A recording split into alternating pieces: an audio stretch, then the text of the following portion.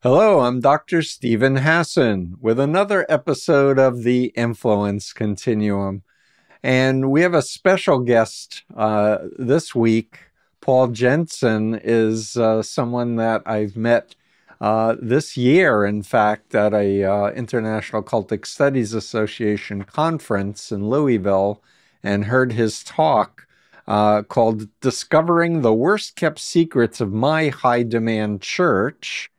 But really, Paul, we'll get into it, but you were raised in the Assemblies of God. It's the world's largest Pentecostal denomination. And when I learned of that and heard your talk, and you mentioned Dowie and other source people, I was like, oh, I should introduce you to John Collins, who grew up in the Message Church of William Branham, who in fact grew up just like 10 minutes from Louisville, Kentucky, where we were when we first met at that conference. So you did a deep dive similar to John Collins. You wanted to understand what were the origin stories, etc., that I want you to get into. But before we start, I'll just say that you have left. You are a successful entrepreneur, business person, strategist, communications expert for more than 20 years in the field of global health. And you have a consulting practice called Italia, where you help health and science organizations learn how to communicate their research. And you also are a sought-after ghostwriter and written for multiple heads of state, elected officials, a Nobel Peace Laureate, heads of UN agencies, a big shot.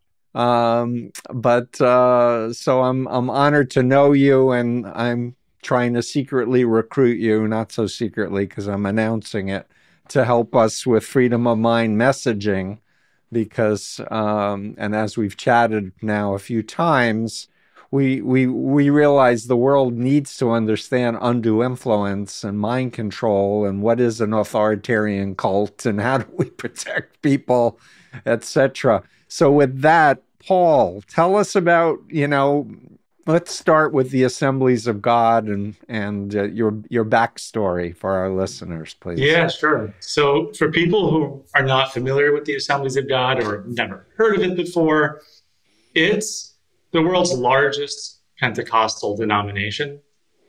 And so in the United States, these are their numbers, but in the US, they claim 3 million adherents. Globally now, it's up to 85 million. Wow. And it's part of the larger Pentecostal and charismatic movement, which they now refer to as the Spirit-led movement, and which I've heard you quote Pew's numbers on this, 650 million, they say globally within this broader movement.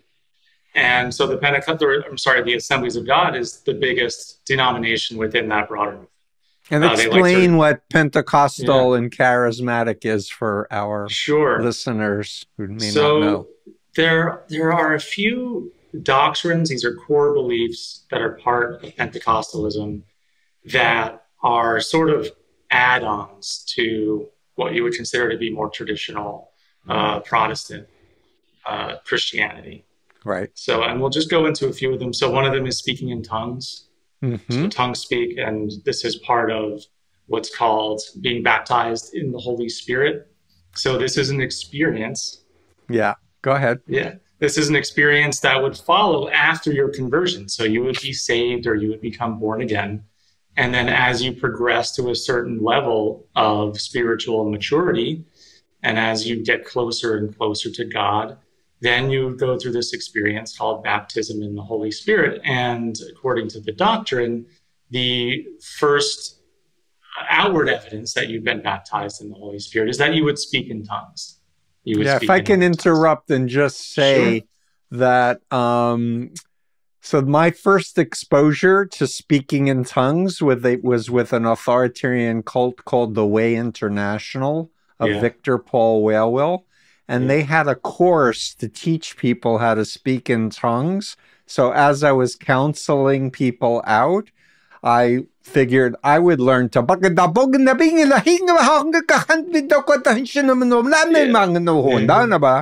just Yeah. to see if I could do it. And it's basically going into a trance state. The other thing I just want to add, and then we'll go back to you, is just that this was like the late 1800s, this was invented. This was not, I mean, members believe it was early Christianity and everybody did it, but it's not. This was an invention. Yeah, I mean, it's become really a cultural invention that started, they say 1901 is sort of the first instance where it became a new thing. And they trace this back all the way to the book of Acts, to the birth of the church on the day of Pentecost. And the followers of Christ were in the upper room, and the sound of a mighty rushing wind came in, and they had tongues of fire above their heads. And then they all began to speak in different languages, in these other tongues, supernaturally. And that was another big thing, because people say that they're ancient tongues, and actually linguists have analyzed the phonemes, and they're like, these are not any ancient tongues. And that was something that in my experience hearing this constantly, I thought, you know, just one of these times I would love to hear a tonal language. You know, someone speaks some language based on Thai or something, but all of the phonemes are English phonemes. Right. But so, if people are Iranian background converts to a US, they'll have Iranian sounding phonemes in the back. I mean, it is something understandable and traceable to the real world, and not it makes supernatural forces. Yeah. Please that you would just use phonemes based on your native language. And so I would love to go into a deeper discussion of tongues, because what I found was actually super interesting. But that's one of the beliefs that differentiates Pentecostal Christianity from, you know, other more traditional forms. And divine healing is a huge one. And so constantly you would hear testimonies of all kinds of miraculous healings, you know, tumors suddenly disappearing, people even being raised from the dead. Missionaries would come to our church and tell these stories about how out in the mission field in Africa or Haiti, you know, they prayed and someone was raised from the dead. And this is seen as the manifestation of signs and wonders that is to serve as a proof point that you actually have the power of God in your life. The Holy Spirit is living within you and enabling you to perform these supernatural miracles. And of course, you always hear, well, it flummoxed the doctors and the nurses have no idea what happened. You know, but we know what happened. There's medical records to back this up, and it's very difficult to find any actual documentation, you know, for these kinds of things. But it's a core belief, and you have to believe this in order to be considered a Pentecostal Christian. Right. Another one is the imminent return of Jesus Christ. So God is going to come back, bodily form. All of the true believers will rise up into the air to meet him. And ultimately, everyone is transplanted to a new heaven and a new earth that will be prepared only for, of course, the true believers, where there will be no sadness, no sickness, no fear, nothing like that. No sin, no evil. And everyone will live for all of eternity with heaven. I mean, with Jesus Christ in heaven. And here the imminence was such a massive part of this. Because again, you see this sort of belief across Christianity, right? Christ will come back, believers go to heaven. But this was really a driving way of getting people to become born again. It was constantly used. You know, Christ could come back before this church service is even over. Right. He could come back tonight. And if you are not ready, you will end up in hell forever and ever and ever, in a place of unimaginable torment. Yeah. So, and this was 1,000 years ago that it's imminent. It could happen in your service 1,000 years ago. Exactly. So you see this a lot with, you know, what they would call the altar call, which is at the end of the service, people come down to the front and you make a choice whether or not you want to become born again or not. And this idea that you're not going to know what happens to you after you die unless you give your life over. You know, you die to yourself, and then you can have certainty that you'll go to heaven and you will escape hell, where, of course, all of the evildoers and anyone who's wicked, which happens to be, if you look into the documents and sort of probe a little bit, everyone who's not within the warm sort of embrace of the church is considered to be wicked. And this is by policy. This is on paper. Right. And just to remind our listeners, you were raised in this, correct? I was raised in this. And I can't say that I have this sort of backstory where as an adult, I was a true believer and then, deconstructed my faith. It was the sort of thing where growing up, when I was very young, I just assumed all of these things were obvious. They're true, right? Once I started to get older and I was in high school, I remember it never sat well with me. I was never really comfortable. And a lot of it had to do with the manifestations, people falling on the ground and the tongue speak and just like the sheer emotions of it. And so, but I was not really a boat rocker either. I was not the sort of the sort of guy who was like, I'm not going to church. It was mandatory. We had to go. There was no question about it. Right. But my plan was, well, when I leave and I go to college, then I'm just going to leave forever. That'll be that. Yeah, but did you worry about Armageddon? Like, wasn't that drilled into your brain? It was. And and I think on certain levels, in ways that only later that I really started to appreciate, Armageddon and all of these things happening, the fears of them being imminent. It meant that there was not really any long-term planning, because Christ could come back at any moment. And I found myself as a young adult having a hard time planning long-term or thinking long-term. So it was more like they were sort of in me and sort of at a deep level and not really wanting this stuff to be true, I think. Mm-hmm. And to be honest, not really finding it all that cool. Back then, this is like in the 90s, we were still sort of fringy. And I've seen over the last 20 years, that's no longer the case. I mean, these big Pentecostal megachurches, you see charismatic megachurches, which is like sort of an offshoot of Pentecostalism, where they really believe in the return of prophets and apostles and these. So they're recruiting and attracting celebrities, like A-list celebrities, like Justin Bieber and so New Apostolic Reformation is a network of these groups. I wrote about them in The Cult of Trump, and people say, how could people still believe Trump won the 2020 election when all of his own officials say that he lost? And it's, if you have a prophet and you are afraid of satanic invasion, and your prophet said God told him that Trump won, then Trump won, period. Like, stop thinking. Yeah, I mean, there are these other core beliefs that I wouldn't say that they're doctrines, but they're still a very core part of the culture. And one of them is, well, here's a few. The material world around you is real, but it's not as real as the spirit realm. So there's a veil, and behind this veil in the heavenlies, there are things that are happening. Mm-hmm. And when you look at the people who are involved in the New Apostolic Reformation, they go as detailed. They have a whole mythology, and it gets so detailed that there's a whole taxonomy of demons that have names, and they have territorial assignments where they govern over different cities and towns and oppress them and deceive the people, right? So if you go out and you try to spread the word and people are like, what are you talking about? That's crazy. Well, it might be because they can't see, because there's a demon who has legal rights to oppress that area. And you might even have to transplant yourself in the spirit to a courtroom in the heavenlies, where you'll sit in front of an angelic tribunal and you'll state your case. And then they may issue a ruling then that will allow you to then move into a city and start to convert people, right? And so you see all these in their books and their writings, the NAR for short, right? New Apostolic Reformation.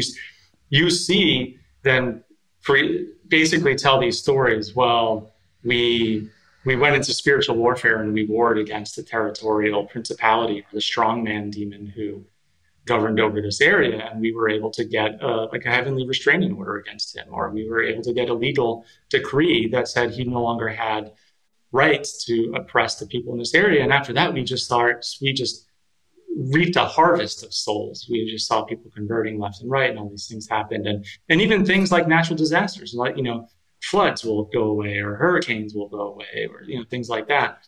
And it comes back to this idea that what you see in front of you, material reality, is not actual reality. It's temporal, it's not eternal. And and these apostles and prophets, because through their own spiritual authority, they are the ones who truly have their finger on the pulse of what's happening in the heavenlies and the other realms. So they are a conduit of truth. Right. And protection against satanic invasion. And a lot of these people believe that God is using Trump as God used King Cyrus, who is a sinner. Trump's a sinner, but he's our, bully for God.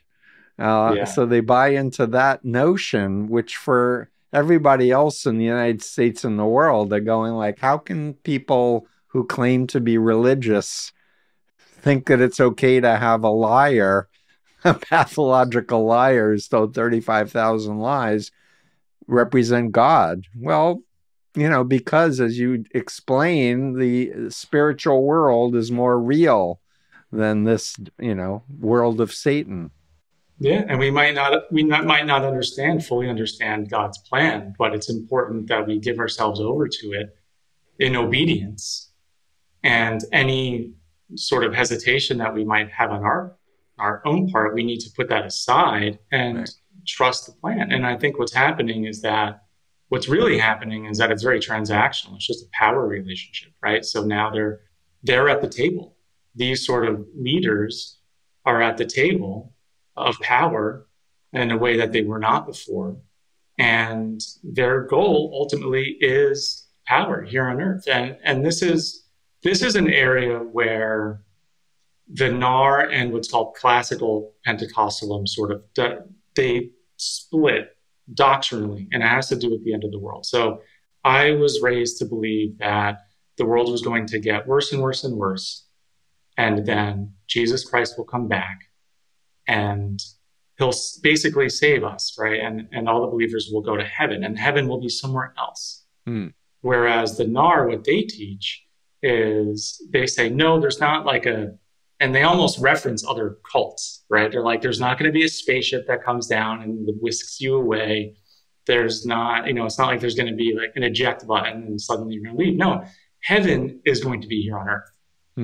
And our job is to make the culture of earth mirror the culture of heaven to such a degree that it sort of creates almost like a magnetic pull for Jesus Christ, right? You're like, earth is almost like heaven now. And so now I'm going to go back, and then he'll come back, and then he'll sort of finish the job. He'll annihilate the wicked, and then they will co-reign with Christ over what will become a perfected earth. And so it sort of fits in that him, giving them a seat at the table fits totally within their sort of end world views, their eschatological views of how this all ends, right? They are given power. Right. And you can even see, I don't know if you know Stephen Strang, he sort of runs this whole media empire called Charisma. I've heard of it, but please tell our listeners. Yeah, so he runs a media operation called Charisma. They have a digital news publishing arm. They do events. They were a sponsor of the what was that? The big sort of traveling roadshow that's been going around with Michael Flynn. If you see the Reawaken America tour. Yes, I'm afraid I am aware of that. And, so Michael Flynn is Catholic charismatic, and my understanding is they've made a union to share political agendas. The Protestant evangelical Pentecostals and the charismatic Catholics. But they all want to get rid of the gays, and they want to impose a theocracy, etc., and get rid of women's rights over their own bodies. Oh yeah, I mean, get rid of. Ultimately, if you read and what's really crazy is you can just buy these books on Amazon. You didn't, we're beyond those days where you couldn't get this stuff at your brick and mortar Barnes and Noble or Borders Books, where you had a buyer there sort of figuring out what people wanted to buy. Now it's all this online marketplace. And so they have third-party sellers. So you can just buy these books on Amazon and read them and figure out what their strategies are. And that's it, right? So they want to restore present-day culture to the way that it was in the Bible. And then that's what they claim, that it was the way it was in the Bible. Yeah. But Christian theologians, and I just, met with Darren Slade and interviewed him, he says the historical records are in great conflict with what the claims are. Oh, for sure. Yeah. Yeah. I listened to that interview. It was really nice to hear that. Yeah. So please, I want you to teach my listeners what you found out. Like you said, I want to go back and I want to look at the claims of authority that the Assemblies of God were. So share some of the highlights of your research, please. Yeah, and so I want to preface it by saying this is really significant because these beliefs and these people who made them part of this core doctrinal system, these are the direct ancestors of the people who we see now who are within Trump's spiritual inner circle. Right? Yeah, we say spiritual in air quotes for those who are listening. Yeah, so these are, you can trace this out. So, I started with buying a book from the Assemblies of God called People of the Spirit. And they published this thing in 2014 to commemorate their 100-year anniversary. So they were founded in 1914. Yep. Hot Springs, Arkansas, like 300 people, tiny. And in the beginning of the book, there's a chapter in there. Basically, it lays out, like, these are our founding fathers of sorts. Mm-hmm. And some of what was in there was familiar, and some of it was new. And so the first person who I sort of really dug into is this guy named Charles Fox Parham. And even if you read academic sort of books on the history of the Pentecostal movement, if you had to pick one person who was sort of the founding father, it's this guy, Charles Parham. And it's a little bit more complicated because this is not like the Catholic Church where you have a very traditional hierarchy and Pope at the top. It's a network, right? And it's still very networked, right? So this guy, Charles Parham, he gathers about 30 of his followers in a mansion, an old mansion in Topeka, Kansas, on January 1st, 1901. And they're there. He sets up a school, right? And they're there. They all live together. They share all of their money and stuff like this. And he's teaching them, and he wants to really figure out what are the things that will prove that we have restored the real Christianity, right? The true stuff, like it was in the book of Acts and the New Testament, because, Christianity has become corrupted. It's not real anymore. We want to bring back the good stuff. What would that look like? And he comes to think, well, it's speaking in tongues based on what happened in the book of Acts, right? So he's got all of his followers up in the upper room in this mansion, and that they're renting. And according to what he says, exactly like what happened in the New Testament happened there, right? The rushing wind, the fires, the flames on the heads. And a woman started it all. Her name was Agnes Osmond, and she starts spontaneously speaking in Chinese. And she couldn't speak any other language for like 3 days, and she wrote in Chinese and everything. But everyone else also spoke languages too, like Turkish and German and all these other languages they apparently spoke. And that was the first modern day Pentecostal revival where people started speaking in tongues. And there are a couple things about this that are really interesting. First is that the tongues speak, the glossolalia that you just demonstrated, where it's unintelligible to us and we're supposed to just believe that this is sort of like a supernatural spirit language. That's not what he taught or what he believed. He believed that they would actually speak in modern day languages, except that they would supernaturally and miraculously be able to speak them. And the reason was because Jesus Christ was coming back soon. And who had time to learn a language in order to spread the gospel and save as many souls as possible before Christ came back, right? So this was like a supernatural shortcut to like learning a different language. That was the rationale. So, but now, like looking back, the Assemblies of God says, well, this is where the first modern Pentecostal revival happened in Topeka, and Agnes spoke Chinese, and then the word just sort of spread from there and spread from there, and this is sort of where we get this doctrine. Now, here's what's really interesting is that in his own writings, he says, yeah, and even the newspapers covered it. You know, there was documented evidence of her speaking in Chinese. So I thought that was interesting. And I don't know if you know newspapers.com. I'm not being paid to say this at all. I don't work for them, but it's a wonderful resource. You just get a subscription and you get access to millions of old newspapers. So I went back and looked at the old Topeka newspapers, and sure enough, there's a picture of this writing in Chinese from Agnes Osmond, except it's clearly just a bunch of scribbles on a piece of paper. Yeah, I looked. You showed that to me, and we can maybe put the graphic if we don't do a copyright infringement for people to see. This is not Chinese; these are scribbles. Right. So clearly, this didn't happen. But bringing it back to present day and the cult-like activity and the mind control and the gaslighting in that book that the Assemblies published in 2014, there's a reproduction of that Chinese in there too. And it says in the caption, Agnes Osmond's writing in Chinese. So you can look at even their own contemporary records of the Assemblies of God today, and they're telling you this is Chinese and this is part of our origin story. And you've talked to Chinese people and they said no. Yeah.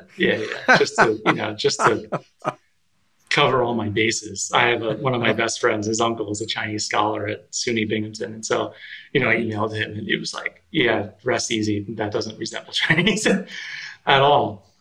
But you can see in all of their training materials and things of this nature, they use the manifested, quote unquote, signs and wonders, these miracles, to say, look, we are tapped in to the power. And you even see it more broadly, in my talk at the Louisville conference, I showed a quote from Gordon Robertson, so Pat Robertson's son, who runs Christian Broadcasting Network. And he wrote a blog post too, saying January 1, 1901, that revival in Topeka, Kansas was the birth of modern Pentecostalism, the birth of the Assemblies of God and all this stuff.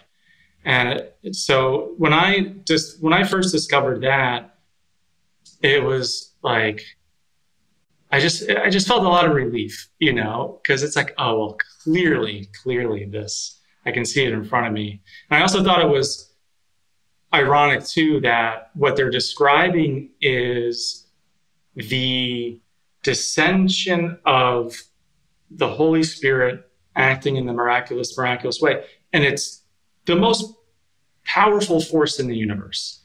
You can't get more powerful than the force that created the universe. He's bigger than anything. We can't even comprehend how big God is in our minds. And this is what I was always taught too.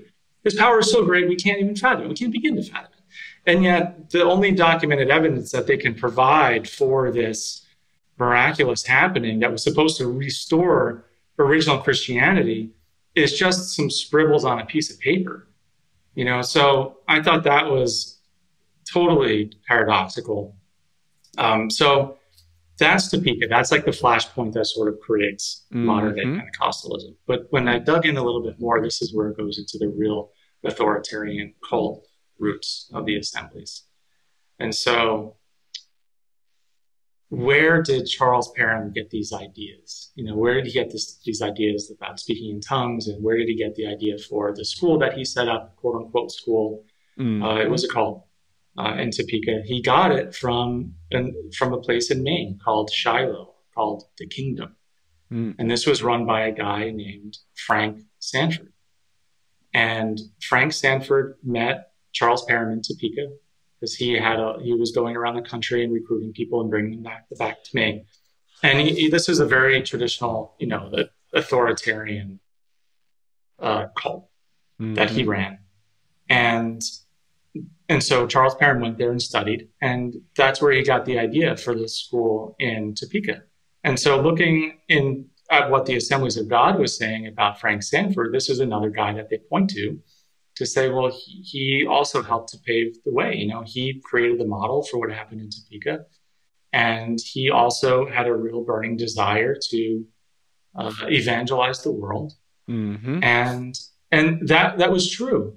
Except when you look at Frank Sanford's own writings, you find this guy was, you know, walking in the hills in the pine forest, and he heard a voice, you know, whispered through the pines, you know, Armageddon, and realized that God is going to need a sort of a band of like special forces, like ninjas, and they're going to fight Armageddon with him and be victorious and end up co-reigning, you know, with Christ.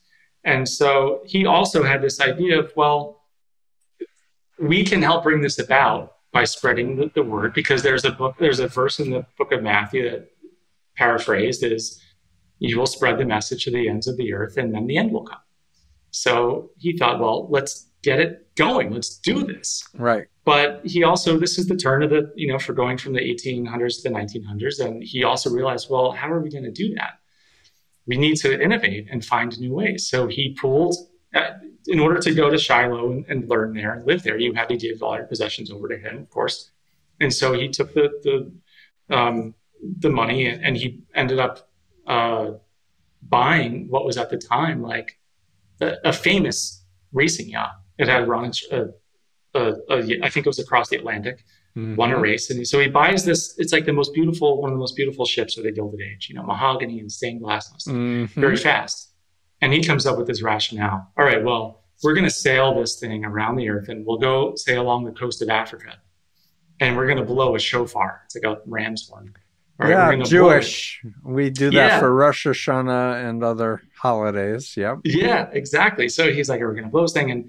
And as we sail along the coast, we're going to say a prayer, and we're going to claim that country that we can see along the shoreline. We're going to claim that for Christ, and basically check that one off the list. And when we get them all checked off, you know, then the end will come and all this stuff. So yeah, I have to just say, you know, of course, we grew up in the age of airplanes, you know, much less spaceships. And so our consciousness is very different than the consciousness back then, where if you have to spread the ideology, you know, you get a fast boat. Exactly. And go ahead. Yeah, and you can see how that sort of thinking plays out with the rise of televangelism, right? We're going to use the television to reach people, and we're going to use the radio, then we're going to use the internet. You know, so Pentecostals, they have always had this burning mission to evangelize the world. You know, I use that word evangelize. It's to recruit others, but also to give people an option to say, will you accept us or not? And then once you've sort of reached everybody, all the people groups, then that will catalyze the end of the world and all this stuff. So that was his idea. And he eventually had two ships. And in 1911, they're sailing along the coast of Africa. One was called the Coronet, and another one was called the Kingdom. And they were on this mission. And the Kingdom ran aground. And so all the people on that ship had to go over to the Coronet. And they didn't have enough food and provisions for everybody. But he didn't care. He was like, we're staying out here at sea, until people started dropping dead, you know, getting scurvy, starving to death, until finally he came back into shore, and he was arrested on a warrant for wrongful imprisonment, basically. He's arrested on an outstanding warrant. But if you look at the old newspaper accounts and stuff, it's like The Walking Dead, people coming off the ship, except for him, of course, because he was well fed and everything. But he ended up going to federal prison. And so I actually found at the archives at Bates College in Maine, which is where Frank Sanford went to school, they have him there. And I got a digital copy of one of the diaries of a teenager who was on the ship and who died. And if you look at what the Assemblies of God says, they say, well, disaster struck, quote unquote. Disaster struck, and people died as they made their way back to shore. right, which is like so believable. You know, it's the early 1900s. They're out at sea. So many risks with being out on the high seas. Yep. But they don't tell you that the federal indictment says that he knowingly and willingly stayed out there, even though that people on the ship didn't. His own followers didn't have enough food to eat. And this diary has a timeline that shows that they were out for more than 6 months. And this kid ended up, basically like a youth officer, you know, someone who looks after abused kids, made this kid go to the hospital when he was found. And once the ship came in, and then he died 3 days later. So, you know, children are dying. And the Assemblies of God completely papers over all of that. And they say, well, Frank Stanford's legacy is this, you know, belief in the end times and a real emphasis on, you know, world missions. You know, and I would just want to highlight that the believers in this quest think all other churches are dead and unspiritual. Only their beliefs are the correct, you know, Christ-centered beliefs. So there's no other chance to be saved if you're a Catholic or anything else. Forget it. Only through them, right? That exclusivity. Pretty much, you know, and you'll hear, well, there will be other sorts of Christians, you know, in heaven. It's not only people in the assemblies. There will be Baptists there. But at the same time, it's this word dead is a word that's commonly used. That's a dead church. Those are dead churches. And it's always like God is going to do a new thing and you have to be on fire for him and totally sold out. And, you know, and so there's always been a strain of elitism. And now within the movement, the Pentecostal movement, right? And even though initially they came from sort of very humble beginnings, it was sort of, you know, people who were not as well educated and didn't have as much of like a scholarly sort of approach to Christianity. But another thing I found really interesting is that the way that I was always taught was, yes, all these other churches are dead, but also that Pentecostals have been persecuted by other Christians, by, you know, more mainline Protestant, you know, denominations. They don't get us. They don't understand us. They kicked us out of the churches back when. And when I went back and looked at some of the historical literature, it was true in many cases that some of those other churches were saying, look, we don't want this here. And so they were leaving. But when you look at the actual beliefs that they were now sort of putting out there, when you would get Pentecostals together, it was common that you would see people claiming to be, all right, well, I'm Jesus Christ, and I'm John the Baptist, and I'm Moses, you know, or I'm Elijah. People who claim to actually be the embodiment of these sort of reincarnated spirits from the Bible. And you can see more traditional Christians, it's very easy to see them being like, yeah, we're not really comfortable. No, that they wouldn't buy that. Yeah. No. Yeah. So, you know, so this is sort of this guy. So this is sort of a direct through line to this authoritarian cult in Maine, to Kansas, to the Assemblies of God. There's one other sort of historical track that I would love to talk about because I find this fascinating too. So around the time there were these cults, right? And the railroads have been built and they're networked and people are sort of traveling around the country and going from one to the other. And there was one really big one in Illinois on the shores of Lake Michigan called Zion City. And this was a place that was run by a guy named John Alexander Dowie. So this goes back to your mention of Dowie and all of this. So imagine if Bernie Madoff didn't just have a Ponzi scheme, but he created a whole town that all was one huge financial criminal enterprise, basically, right? But he was the head of the town, and he was the head of the schools and the police force, and he was the editor-in-chief of the newspaper, and he ran the jail, and he owned the bank.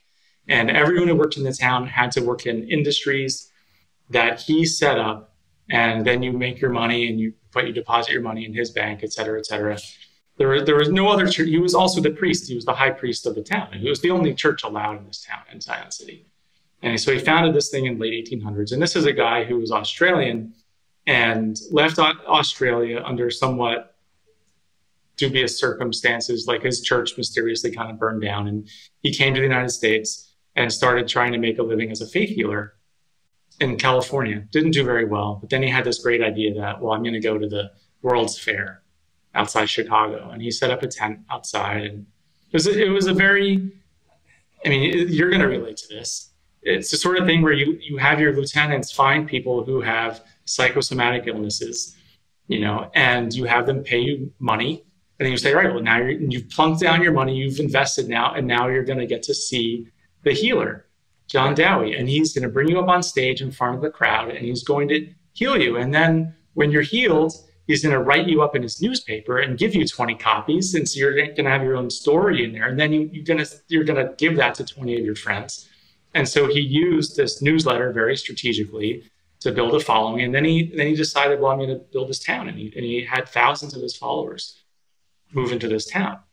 And it was everyone was so, they were watched and guarded. He eventually built a spy network called the Zion Restoration Host. It had about 3,000 people in it. And you had to sign an oath and publicly take an oath that said, I will put John Dowie above everything, my family, my country, everything. I will go anywhere that he sends me, wow. You know, anything like this. And you can read the newspapers from the town, and they'll be like, we need 30 people from the Zion Restoration Host to show up at the train station tomorrow at 7 a.m. and bring this, you know, this sort of thing.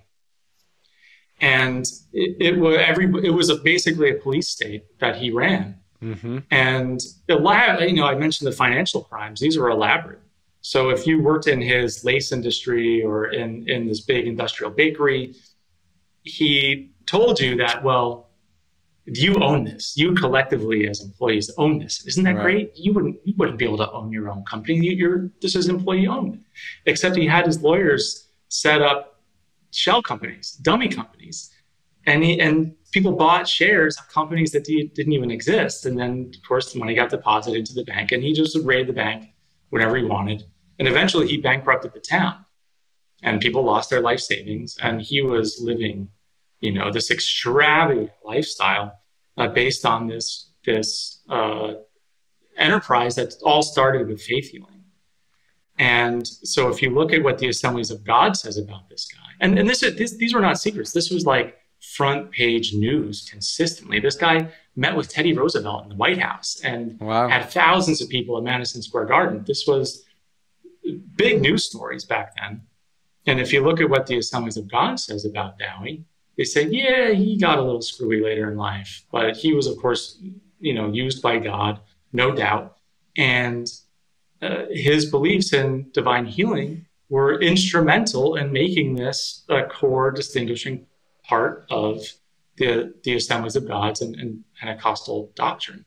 And you can even look at other sort of, con artists who came out of there, like John G. Lake, for example, another con artist who came out of there, and he was a lieutenant of Dowie's and ended up escaping to Africa, and he basically seeded Pentecostalism on the African continent. Oh.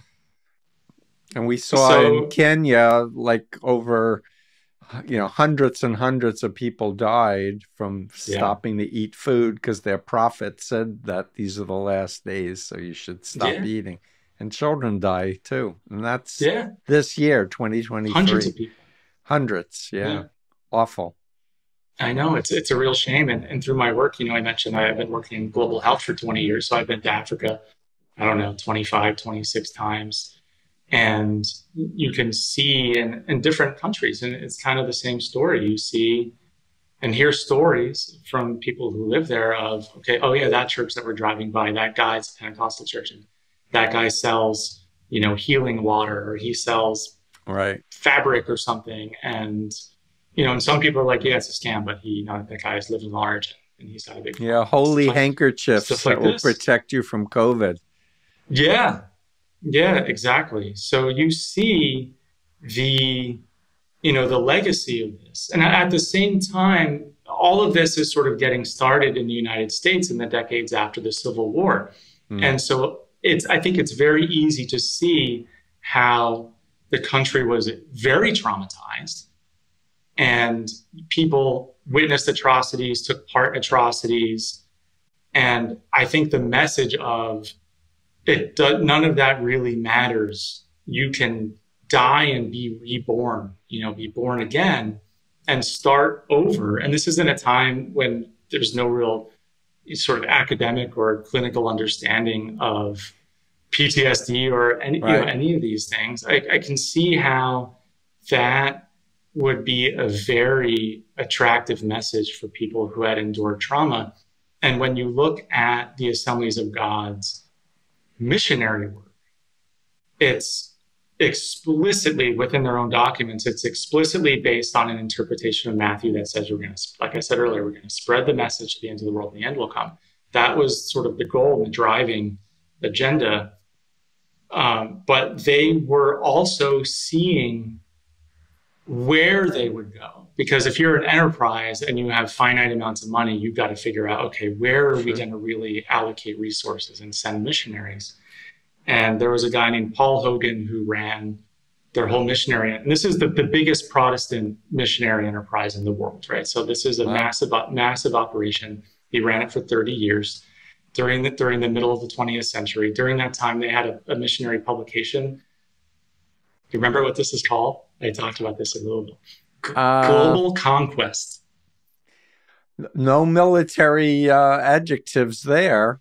No, yeah. So they had a publication called Global Conquest, and when you look at his writings, and again, official Assemblies of God documents, what his whole philosophy was, well, we are guided by the Holy Spirit.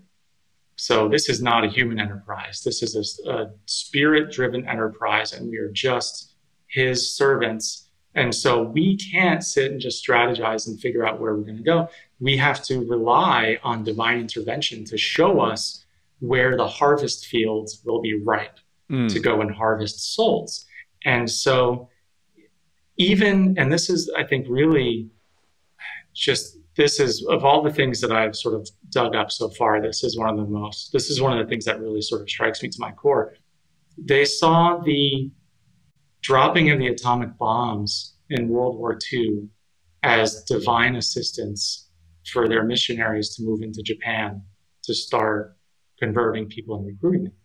Because the way that they told it was that it broke the spell that the emperor had. Apparently the emperor was divine. And what sort of divine leader would have those atomic bombs drop on their cities, right? So they were like, so people don't see him as divine anymore. And so that's going to create now sort of a vacuum and a spiritual hunger for actual true reality, for a true divinity. And so they saw that as a divine act that helped them move into Japan. Of course, it was horribly traumatizing, which makes people more susceptible to anybody with certainty. Exactly. And offer them, hope. Exactly. Yeah. What I always learned, it was broken people. The people who need God the most are the ones who are broken. And that's just classic. People experiencing more trauma susceptibility. Yeah. With problems. Exactly. So those are some of the historical things that I've found. I didn't mention this earlier, but the Assemblies of God, they have an archive at their headquarters in St. Louis. So you can go on the website and just buy these documents. And so that's what I did. And sort of bringing it to present day, one of the things that I find quite alarming is that if you go back a few decades, like the 70s, the kingdom now philosophy, right, described earlier, right? The kingdom of God is heaven's going to be on earth. This is the sort of doctrinal basis of the new apostolic reformation. Right. And these were debates that were being had within Pentecostalism back in, say, the 70s. And at the time, the official perspective on this, from the Assemblies of God at least, was this is not cool. This is not what we believe in. This is heresy. We're not on board with this. And there's a warning in this magazine that they have called Paraclete. And Paraclete is sort of like a pseudo-academic study of the personhood of the Holy Spirit. Mm. And so they had a whole issue that was devoted to analyzing this Kingdom Now movement that was just getting started. And one of the lines in there was that for this movement, there are no guardrails. Mm. And I thought that was, in a way, talking about prophets, I thought that was, in a way, very prophetic, because we're starting to see the manifestations of that today, and how popular this movement's getting, how close to power they've gotten, and how explicit they are in saying that they think that they have authority over everybody, and they have strategies for taking over every segment of society. Yes, they do. You've written about this, the Seven Mountains Mandate, or the Seven Mountains Strategy, right? They're going to take over education and government and law and the arts and everything. And as a precursor for God coming back, or Jesus Christ coming back to earth. And you can see, like, where are the guardrails here? What are the limits on people's beliefs? When will people start to say, this is too much? This is too far-fetched, or this is anti-democratic, or this is authoritarian. And I keep going back in my mind, even as I read the news on a near daily basis. I think about that line in Paraclete that my own church put out decades ago, saying there are no guardrails to this movement. Right. But they've become so politically powerful that the leaders of the Assemblies of God have now joined forces with them. So, Bill Johnson, for example, he has Bethel. You've written about him, and Bethel as an example of a church that you can see. You can analyze it through the Bite model. They fit the model, Bite model of authoritarian control, and he now sits on the leadership council with heads of the Assemblies of God for this global structure they now have called an Empowered 21. And so Bill Johnson and other these new apostolic Reformation sort of figureheads are part of this leadership council and working side by side with the Assemblies of God as part of this larger Spirit-led movement. Mm-hmm. And they've taken over a lot of the leadership in Australia, the Assemblies of God, where Hillsong came from. And if you look at those documents, they say democracy is old wineskin. That's old. Yeah. I was going to say, when I was in the Moonies, democracy was satanic. That was 74. Yeah. God doesn't want democracy. He wants a theocracy, so God can rule through us. Exactly. Co-labor, right? Yep. And so you're seeing now in a lot of these documents and books. Another one, Bill Hamon, he's sort of he worked very closely with Peter Wagner, who was a NAR sort of pioneer. Big name. Yep. Yeah. And he's got a book called God's Weapons of War. And he says in there explicitly, we've got to get used to the fact that not only did God kill millions of people in the Bible, but God enabled his followers to kill millions of people in the Bible. To kill millions of people, right? And this is something we've got to face. And as we sort of morph into this new army of God, and he claims to be able to divert the paths of hurricanes and stuff like this. And so you think, like, man, what are the limits on people's capacity to believe? And there just doesn't appear to be any real limits to what human beings are capable of believing and ascribing to. The problem when you turn over your power and your conscience to some external authority figure who claims to be speaking for God. They can get you to do atrocities very, very easily. As a Moonie, I would sing Heavenly Soldiers for God. And I was just looking on social media today, and there are all these veterans who are talking about Jesus needs to use rifles to do God's will. So they're setting people up for warfare, unfortunately. And it's the enemies of America and democracy and human rights that want to see us killing each other, unfortunately. Exactly. Yeah, it's co-laboring. Bill Hamon writes about this in terms of we're co-laboring with Christ to bring about this heavenly kingdom on earth.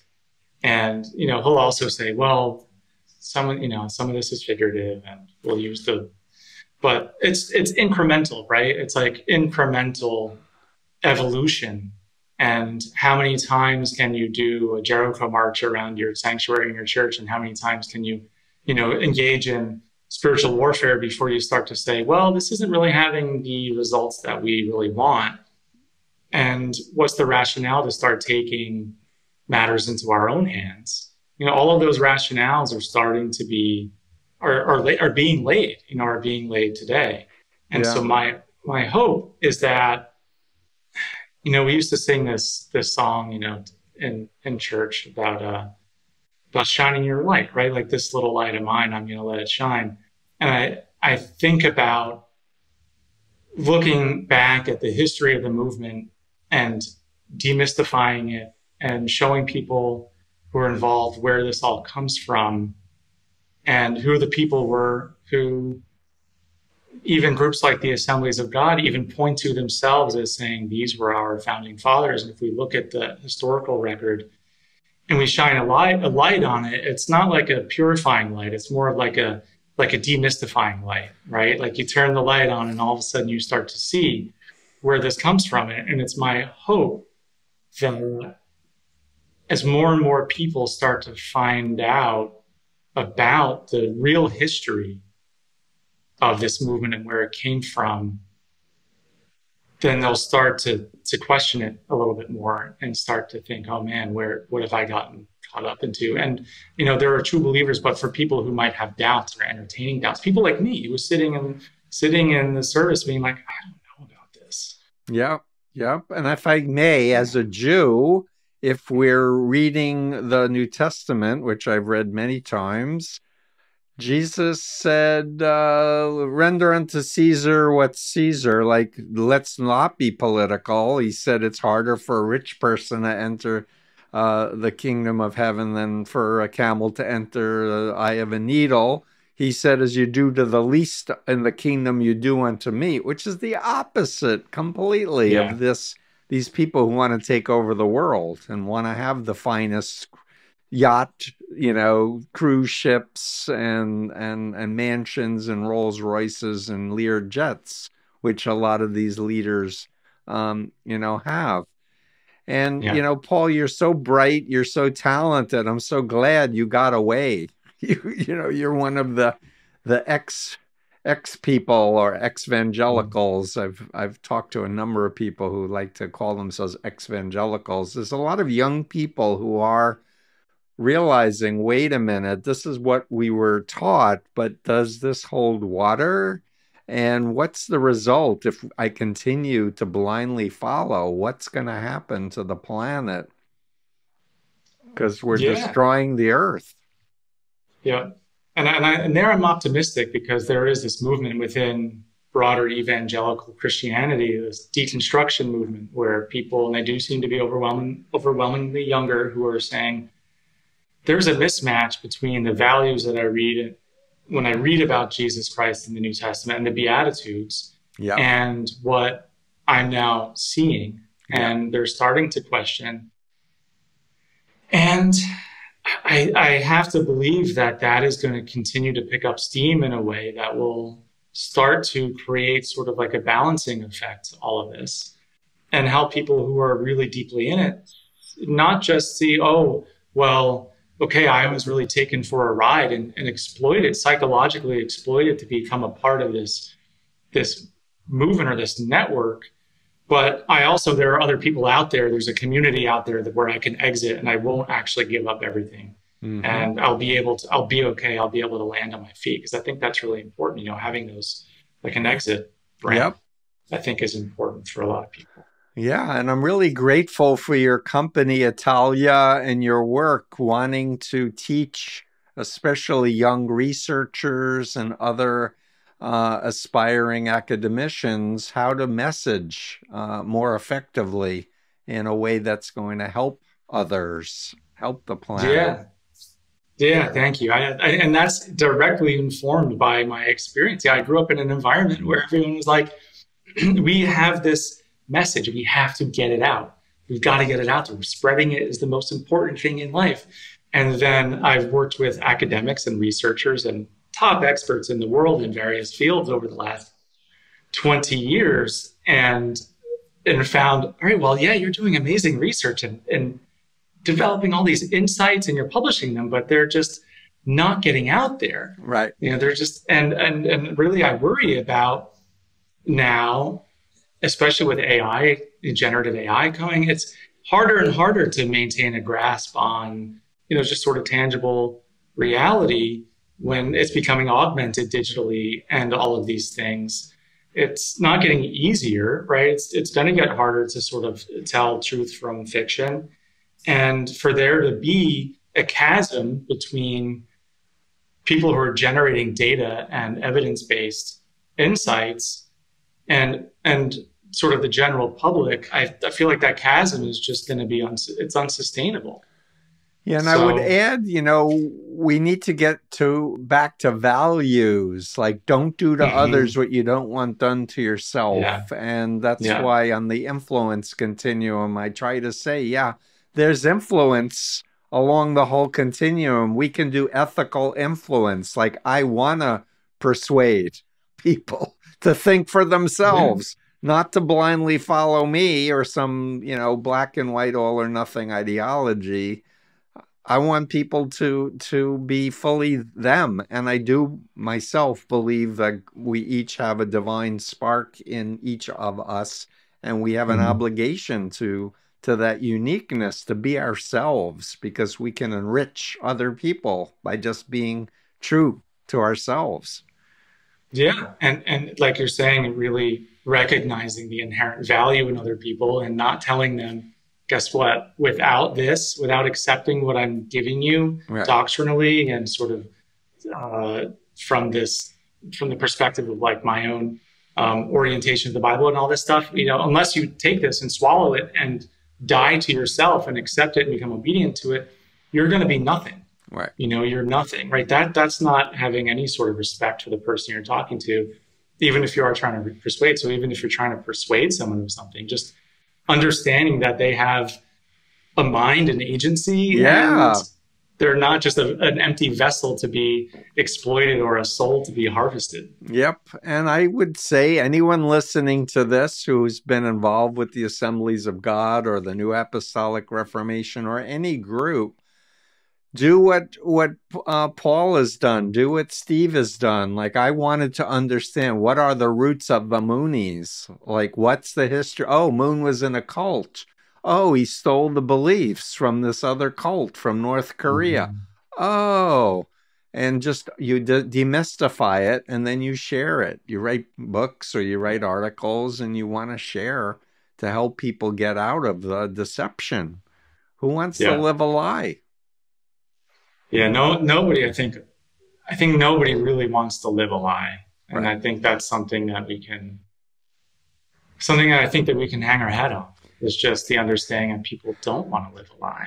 Yeah, and aspire to change your mind if you find new evidence, and and instead of the truth with a capital T, where you stop thinking, know that truth evolves with us, because we're not perfect. We don't know everything.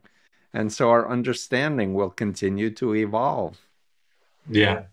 Yeah, that's right. So last words, Paul Jensen, I'm so glad to meet you and know you. Thank you for your good work. Same, likewise. And, just reading your books when I was starting to dig into the AG were a huge help. And so I appreciate you not just having me on, but providing this platform for other people to come on and share their experiences and share their research. I think it's really critical. And I would just say to anyone who might be listening who's involved in this sort of environment, if you have doubts or you feel in your gut, I don't think that this is right, don't squash that.